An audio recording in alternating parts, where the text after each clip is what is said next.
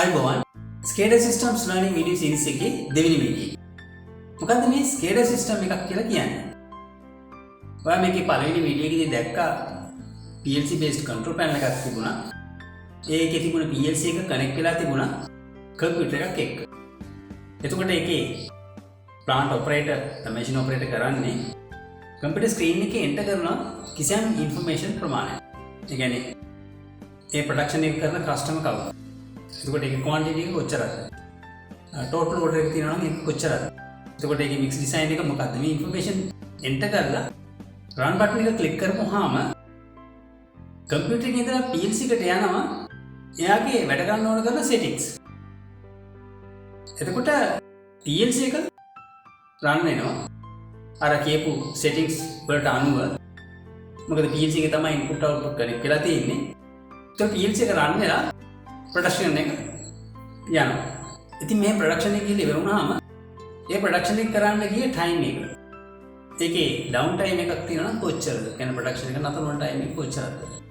එතකොට ඒ රිසල්ට් එක කොච්චර මෙටීරියල්ස් ප්‍රමාණයක් යූස් වුණාද? මේකේ ඉන්ෆර්මේෂන් ආපහු PLC එකේ ඉඳලා කම්පියුටරට එන්නත් ඕනේ. මොකද කම්පියුටර් එකේ ඉඳලා අපිට පුළුවන් වෙන්න ඕනේ මේ ප්‍රොඩක්ෂන් රිපෝට් එක බලන්න. අද දවසේ කොච්චර ප්‍රොඩක්ෂන් එකක් කරාද? ඊයේ කොච්චරක් කරාද? ගිය සතියේ මාසේ මේ ප්‍රොඩක්ෂන් එකත් එක්කම කන්සම්ප්ෂන් රිපෝට් එක කොච්චර මෙටීරියල් යූස් වුණාද කියන එක ඒ රිපෝට් එකත් බලන්න පුළුවන් වෙනවා. එතකොට මෙතන මේ SCADA Supervisory Control and Data Acquisition මේකේ Supervisory Control කියලා කිව්වේ මේ කම්පියුටර් එක මූලික වෙලා වැඩ කරන නිසා. එතකොට Data Acquisition කියලා කිව්වේ PLC එකයි කම්පියුටර් එකයි අතර තියෙන මේ data exchange එක දත්ත හුවමාරු සිද්ධ වෙන නිසා තමයි data acquisition කියන වචනය දාලා තියෙන්නේ. එතකොට ඔයා මේ දැක්ක control panel එකේ තිබුණ එක PLC එකයි එක කම්පියුටර් එකයි. හැබැයි වෙන machine එකක් plant එකක් ගත්තාම computers කීපයක් PLC කීපයක් තියෙන්න පුළුවන්. මොකද එක එක process කියන්නේ අපි උදාහරණයක් ගත්තොත් batching process එකට එක PLC එකක්. grinding mixing වලට තව PLC එකක්. packing load out එකේ තව PLC එකක්. මේ ඔක්කොම එක PLC එකකින් කරන්න බෑ. වැඩේ ඒකට අවුල්නේ. ඒ නිසා වෙන වෙනම PLCs තියෙනවා. එතකොට වෙන වෙනම computers උත් එකට තියෙනවා. ඒතර මේ විදිහට computers කීපයක්, PLC කීපයක්. ඒ විතරක් නෙමෙයි නේද දැන් transducers තියෙනවා. signals input එන ඒවත් separate devices PLC එකත් එක්ක සම්බන්ධ වෙන අන් devices PFD තියෙන්න පුළුවන් server drives තියෙන්න පුළුවන් output devices මේවා ඔක්කොම එකට connect වෙන නිසා මෙතන දැන් ජාලයක් හැදෙනවා network එකක් හැදෙනවා ඒ නිසා තමයි අර industrial networks කියන වචනයක් මේකට SCADA systems උත් එක්ක එන්නේ දැන් අපිට මූලිකවම දැනගන්න තියෙන්නේ මේ PLC එකයි computer එකයි අතර මේ link එක communication එක මේ data exchange එක සිද්ධ වෙන්නේ කොහොමද කියන එක එතකොට දැන් අපි දන්නවා කම්පියුටර් එකේ තියෙනවා communication ports. USB port තියෙනවා. RS-232 serial port එක තියෙනවා. network ethernet port එක තියෙනවා. තව LPT parallel port එක. ඉස්සර තිබුණා දැන් පාවිච්චි කරන්නේ නැහැ. හැබැයි මේ parallel port එකෙන් අපිට හොඳ ආරම්භයක් හදා ගන්න පුළුවන් මේක ඉගෙන ගන්න. එතකොට දැන් parallel port එකේ ඔයාලට මතක ඇති ribbon එකක් තිබුණේ. ඒ ribbon එකේ තිබුණා wires 8ක්. ඒකට කියනවා data bus එක. ඒ කියන්නේ wires 8කින් තමයි bits 8කින් තමයි data transfer වුනේ. එතකොට bits 8ක් වෙන්න හේතුව දෙකේ 8 බලය. ඒ කියන්නේ combinations ගන්න. ඒ කියන්නේ bit patterns 11011 0011 මේ වගේ එක එක.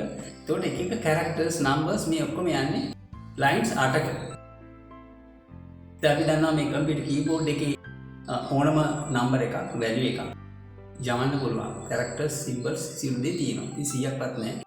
එතකොට අර bits 8 255 ඕනම character එකක් යවන්න පුළුවන්. එතකොට මේ lines 8 wires 8 ආපු data එක ආවේ එන්නේ එක computer එකේ එක PLC එකේ. දෙපැත්තට data transfer වෙනවනේ.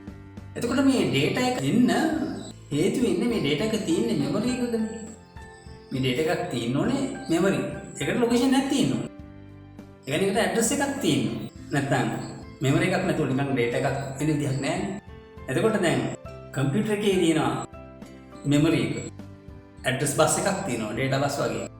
එතකොට ඇඩ්‍රස් බස් එකේ යන ඇඩ්‍රස් වැලියු එක අනුව තමයි එතන තියෙන ලොකේෂන් එක සිලෙක්ට් වෙලා ඒ data එක එළියට එන්නේ. ඒත් අපි PLC එකට ආපුවම PLC එකේ තියෙන්නේ variables නේ. variables වලින් තමයි අපි මේ values තියාගන්නේ. එතකොට හැම variable එකකටම address එකක් තියෙන්නත් ඕනේ. ඒ කියන්නේ PLC එකේ තියෙන inputs, outputs, එතකොට අනිත් variables මේ සියලු දේවල් memory එකක තියෙන්නේ. එතකොට අනිවාර්යයෙන්ම ඒකට address එකක් තියෙනවා. එතකොට අපි දැන් ගත්තොත් serial port එක ඒකේ තියෙන්නේ transmit කරන්න, receive කරන්න එක wire එකයි. එතකොට මේ එක wire එකේ කොහොමද මේ bits 8 ගියේ? එක wire එකේ bits 8 යන්නේ එකක් පිටිපස්සේ එකක්. ඒක නිසා තමයි serial communication කියලා කිව්වේ.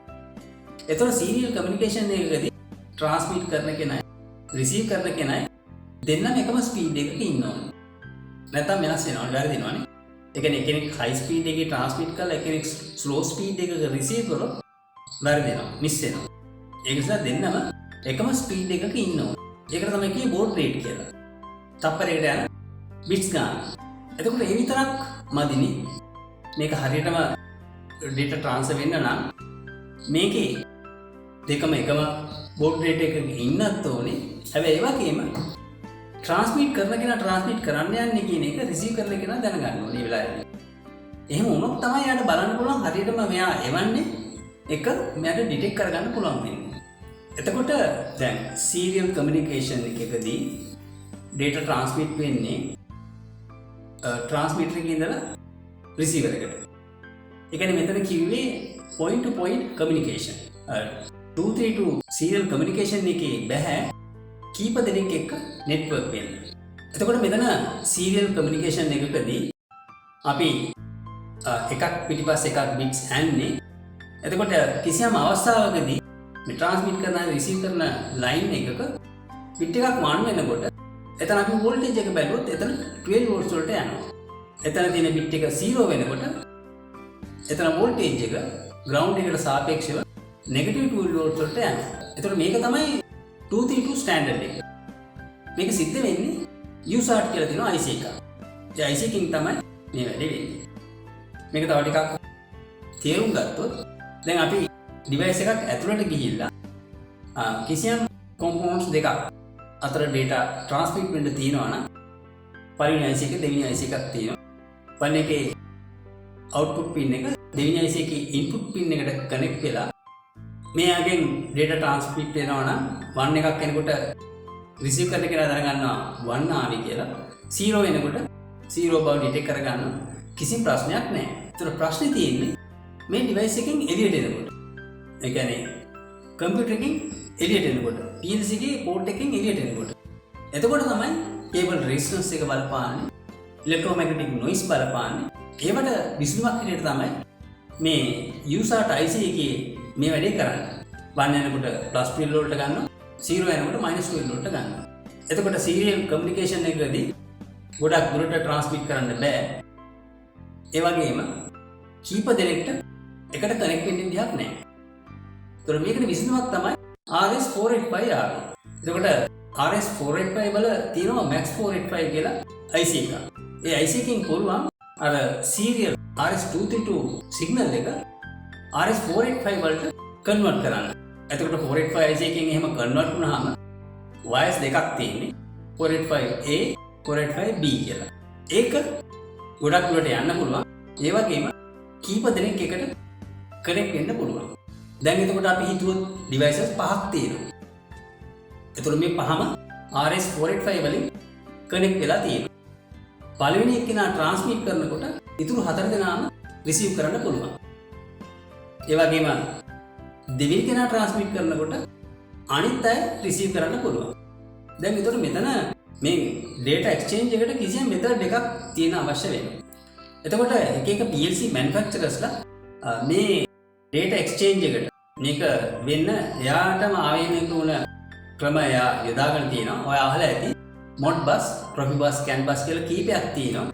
එතකොට මේකේ සිද්ධ වෙන්නේ data දැන් transmitter එක receiver එක detect කරගන්න බව කොහොමද කියන්නේ. ඒ වගේම මේ data format එක identifier address එකක්, ඒ වගේම function code එකක්, data එකක් ඒ වගේම error detection එකක් මේ වගේ විස්තරයක් තියෙනවා. එක එක communication methods වලින් මේකට තමයි protocol කියලා කියන්නේ. එතකොට මේ serial communication එකකදී කොහොමද transmitter එක එවන signal එක detect කරගන්නේ කියන එක ගැන වීඩියෝ එකක් මීට කලින් මම අප්ලෝඩ් කරා digital signals කියලා. ඒ වගේ මේ අපිට පුළුවන් ඉදිරියේදී මේ RS485 වල ඒ වගේම මේ Modbus, Profibus, CAN bus මේ වල එන method එක ගැන බොහොම සරලව අධ්‍යයනය කරන වීඩියෝ එකක් හදලා අප්ලෝඩ් කරන්න. දැන් අද අපිට තියෙන්නේ මේ කම්පියුටර් එකයි PLC එක අතර මේ data exchange එක වෙන්නේ කොහොමද? Modbus වලින්. එතකොට මම පොඩි ටෙස්ට් එකක් කරන්නේ. මේ ටෙස්ට් එකෙන් පුළුවන් අපිට කම්පියුටර් එකේ ඉඳලා කිසියම් data එකක් PLC එකට යවන්න. PLC එකේ කිසියම් data එකක් නැවත කම්පියුටර් එවන්න. එතකොට මෙතනින් පස්සේ මම ඔයාලට පෙන්නනවා PLC එක, ඒකේ communication port එක. එතකොට ඒකේ programming කොටසක් තියෙනවා. මේකෙන් අපිට බලන්න පුළුවන් කොහොමද මේ data exchange එක වෙන්නේ කියලා. එහෙනම් අපි යමු screen එකට. හරි. මේ තියෙන්නේ දැන් ඔයාලට පේන්නේ අපි SCADA systems ඉගෙන ගන්න PLC එක. මේක Allen Bradley Micro 800 series එකේ Micro 850 කියන PLC එක. මේකේ වඩා පේනවා communication ports තුනක් තියෙනවා. මේ තියෙන්නේ USB port එක, මේ තියෙන්නේ serial port එක, මේ තියෙන්නේ Ethernet port එක. එතකොට මේ USB port එක අරන් තින්නේ මම පාවිච්චි කරන්නේ PLC එක program කරන්න. PLC එක program එක upload download කරන්න මේ port එක පාවිච්චි කරනවා. serial port එක අපිට SCADA system එකකට ගන්න විදියක් නැහැ. මොකද devices keypack එකට link කරන්න විදියක් නැහැ serial port. හැබැයි Ethernet port එකෙන් අපිට පුළුවන් devices keypack එකට link කරන්න. දැන් මම Ethernet port එක plug කරා. ඊට පස්සේ computer එකේ පැත්තේ Ethernet port එක plug කරා. දැන් අපි මේ Allen Bradley PLC එක program කරන software එක වෙන connected components workbench software එකට ගිහිල්ලා අපි බලමු කොහොමද දැන් මේ PLC එකයි computer එකයි අතර මේ communication එක කරන්නේ කොහොමද කියලා. දැන් ඔයාලට මගේ computer එකේ screen එක පේනවා. මේකේ මෙතන තියෙන icon එක තමයි connected components workbench. මම මේ software එක දැන් open කරා. දැන් මම මේ උඩින්ම තියෙන new කියන එක උඩ click කරපුවාම මට එනවා project name එක enter කරන්න. මම මේකට ගහනවා SCADA learning fun කියලා. create button එක click කරනවා. ඊට පස්සේ මට තියෙනවා control එක select කරන්න. මගේ ගාව තියෙන micro 850 මේකේ LC50 24QWB උඩ click කරලා select button එක click කරලා add to project button එක click කරා. දැන් මේ PLC එකේ මේ තියෙන්නේ CPU module එක. නමුත් මම මේකට plugin modules expansion modules ගහලා තියෙන නිසා මම ඒව add කරගන්නවා. නැත්නම් මට මේකේ program එක කරන්න විදියක් නැහැ. මුලින්ම තියෙන්නේ RTD2 PT100 module එක. ඊට පස්සේ තියෙනවා analog output module එක OF2 2080 OF2. ඊට පස්සේ තියෙනවා IF2 analog input module එක. ඊට පස්සේ expansion module වලට තියෙනවා digital input 16 module එකක් 2085 IQ 16. ඊට පස්සේ තියෙනවා අපව digital expansion module එකක් output 16 OB 16 2085 OB 16. දැන් මට මේ communication එක කරන්නේ Ethernet port එකෙන් නිසා මම මේ Ethernet උඩ click කරනවා. ඊට පස්සේ ඔයාලට පේනවා මෙතන මට තියෙනවා IP address එක enter කරන්න.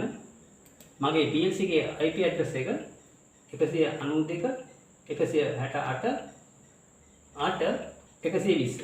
ඊට පස්සේ යට තියෙනවා Modbus TCP enable කරන්න මම enable කරා. ඊට පස්සේ මට තියෙන්නේ variables. දැන් මම මේ global variables උඩ double click කරපුවාම global variables list එක දිගහැරෙනවා. මේක මම පල්ලෙහාටම ගිහිල්ලා අලුතෙන් ගන්නවා variable එකක්. මම ඔයාලට කිව්වා මේකේ PLC එකේ තියෙන values computer එකට යවන්න පුළුවන්. ඒ වගේම computer එකේ values PLC එකට ගන්න පුළුවන්.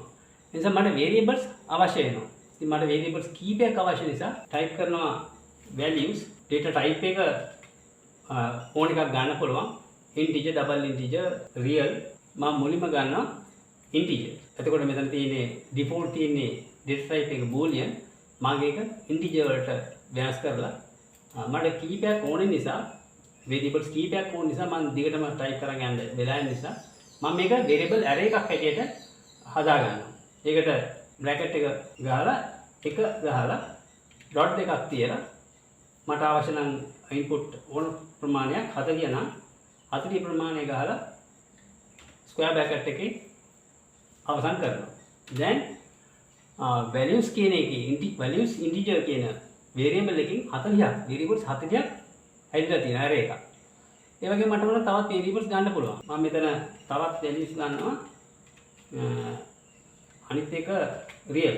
මේකේ data type එක වෙනස් කරනවා real වලට. මේකෙන් මම ගන්නවා 30ක් square bracket open කරලා එක type කරලා dot දෙකක් තියලා 30 type කරලා square bracket එකෙන් වහනවා. දැන් variables ඔක්කොම තියෙනවා 70ක්. values int කියන එකෙන් 40ක් තියෙනවා. values real කියන එකෙන් 30ක් තියෙනවා. ඊට පස්සේ මට තියෙන්නේ මේකේ micro FTP PLC එක උඩට ගිහිල්ලා මෙන්න මෙතන modbus mapping උඩ ක්ලික් කරලා මට add කරන්න අවශ්‍ය වෙනවා මේ variables. add button එක ක්ලික් කරලා මට උඩින්ම තියෙන values int එක add කර ගන්නවා. ඒ වගේම ඊට පල්ලෙන් තියෙන values real කියන එකත් add කර ගන්නවා. ඊට පස්සේ මට අවශ්‍ය වෙනවා පොඩි program එකක්. මේක මොකද මට මේ values enter කරන්න අපහසු නිසා. ඒකට මම programs උඩ right click කරලා add කර ගන්නවා ladder diagram program. ඊට පස්සේ මේ open වුණ උඩින්ම තියෙන ladder එකේ මම ගන්නවා අර values කියලා ගත්ත integer value එකක් වෙනස් කරන්න. ඒකට මම පහසුවේ counter එකක් ගන්නවා. up counter එකක්. පල්ලෙහාට ගිහලා මට පුළුවන් up counter එක select කරලා ඕකේ වර්ණේ click කරන්න. මේ counter එක ඊට පස්සේ මේ counter එක increment කරන්න මම පාවිච්චි කරනවා මේ PLC එකේ තියෙන මේ තියෙන button එක. මේ පොඩි button එක. මේක digital input 3. ඒතර මම normally open contact එකක් ගන්නලා එතන ඉස්සරහින් තියලා මේක micro FTP digital input 3 select කරලා ඕකේ කරනවා. ඊට පස්සේ මම මෙතන මේ set point එක මම තියනවා 5000ක් වගේ. ඊට පස්සේ මට මේ counter එකේ output value එක මම global variables උඩ CNT කියලා නිකන් variable එකේ නම දානවා. එතකොට මට මේ button එක press කරලා පුළුවන් මේ counter එක increment කරන්න. එතකොට මේ CNT කියන variable එක increment වෙනවා. value එකක් එනවා. දැන් මට මේ අවශ්‍ය මේ value එක computer එකට යවන්න PLC එකේ ඉඳලා. එතකොට දැන් මට ප්‍රශ්නයක් එනවා මේකේ තියෙන්නේ double integer. ඒ නිසා මට මේකේ default තියෙන්නේ මේ variable type එක මෙතන තියෙන double integer. computer එකේ යවන්න හදපු variable එකේ data type එක තියෙන්නේ integer. මට අවශ්‍ය නම් මේ double integer එක integer වලට convert කරන්න. මම ආපහු letter එකක් අරගෙන ආපහු instruction එකක් ගන්නවා. int integer instruction block එක. දැන් අතන මගේ මේක input එක වෙන්නේ CNT. output එකට මම දානවා මම හදපු variable array එකේ ඕනම එකක් මට දාන්න පුළුවන්. මම මේකේ values int3 කියන එක select කරලා okay කරනවා. දැන් එතන පැහැදිලි මේ CNT කියන counter එකේ value එක integer වලට convert වෙලා int3 වලට එනවා. ඊළඟ එක තමයි මට දැන් මේ value එක අවශ්‍යයි PLC එකේ ඉඳලා computer එකට send කරන්න. ඒ වගේම දැන් මට අවශ්‍ය නේ computer එකේ value එකක් PLC එකට ගන්න. ඒකට මම ආපහු රැන්ඩම් එකක් open කරලා තව instruction block එකක් ගන්නවා. මම ඒක ගන්නවා මේ comparator එක. input දෙකක් තියෙනවා compare කරන්න. මම උඩේ එක ගන්නවා අර මම select කරගත්ත variable array එකේ අපි ගමු 10. ඊට පස්සේ මම මෙතනට කිසියම් value එකක් දෙනවා. 154 කියලා value එක දෙනවා. ඔයාලට බලන්න පුළුවන් මොකක්ද වෙන්නේ කියලා. දැන් මේ comparator එකේ output එකට මට ඕනේ output එකක් connect කරන්න. ඒකට මම මේ direct coil එකක් අරන් ගෙනල්ලා මේක මම PLC එකේ මට පැහැදිලිව පේන්න ඕන නිසා මම digital output expansion module එකේ උඩින්ම තියෙන එක 0 මේක select කරලා okay කරලා. දැන් මම program එක ලියලා ඉවරයි. දැන් මට තියෙන්නේ මේ program එක download කරන්න. මේ selector එක දාන program පැත්තට download button එක click කරනවා. අපි computer එකේ program එක CCW වල තියෙන ladder diagram program එක connect කරලා තියෙනවා PLC එකත් එක්ක. දැන් මම මේක selector එක run පැත්තට දාලා මම මේ button එක press කරොත් ඔයාලට පේනවා counter එකේ value එක increment වෙනවා. 3යි 4යි 5යි. එතකොට CNT කියන එකත් increment වෙනවා. ඒ වගේම මෙතන values int3 ඒ කියන්නේ global variables උඩ තිබුණ values 3 කියන එක 3 ඉඳන් 8 වෙලා තියෙනවා. මම තව එකක් පාරක් press කරොත් 10යි 11යි 12යි මේ විදිහට වැඩි කරන්න පුළුවන්.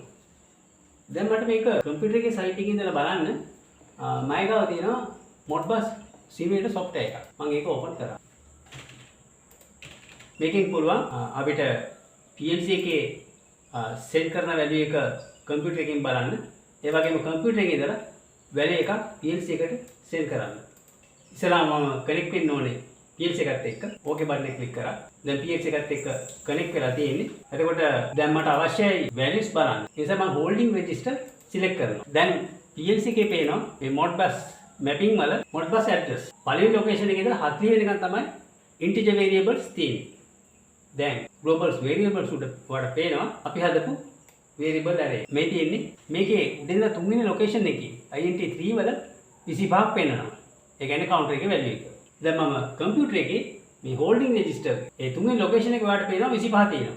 දැන් මම මේ බටන් එක press කරලා increment කරොත් counter එක වඩ පේනවා integer තුන්වෙනි int 3 කියන එකේ variable එක 29යි 30යි 31යි 32යි මේ විදිහට ඉන්ක්‍රිමන්ට් වෙනවා. එතකොට කම්පියුටර් එකේ දුවන මේ සිමිලේටර් software එකේ තුන්වෙනි පොසිෂන් එකේ Modbus address එකේ පේනවා ඒ කවුන්ටර් එකේ වැලියු එක. ඒ වගේම මට පුළුවන් මේකේ 10 වෙනි පොසිෂන් එකේ තිබ්බ වැලියු එක වෙනස් කරන්න. මම මේකේ තිබ්බ වැලියු එක 154 කරලා 154 කරොත් ඔයාලට පේනවා මේ කම්පියුටර් එකේ අවුට්පුට් එක ඔන් වෙනවා. ඒ කියන්නේ PLC එකේ අවුට්පුට් එක ඔන් වෙනවා. නැවතත් මම මේ 10 වෙනි ලොකේෂන් එකේ වැලියු එක 0 කරොත් අර ඔන් අවුට්පුට් එක ඔෆ් වෙනවා.